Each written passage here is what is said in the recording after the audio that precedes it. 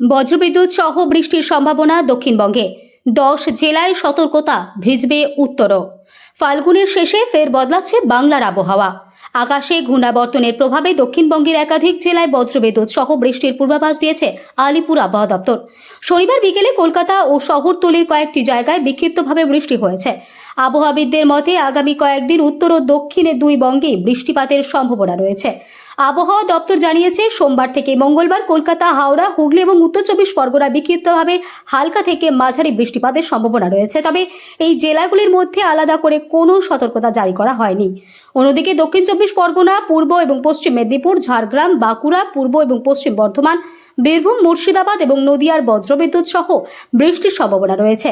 এই 10 জেলায় সতর্কবার্তা জারি করেছে আবহাওয়া দপ্তর। সঙ্গে ঘন্টায় 30 থেকে 40 কিলোমিটার বেগে ঝোড়ো হাওয়া বইতে পারে বলেও জানা গিয়েছে।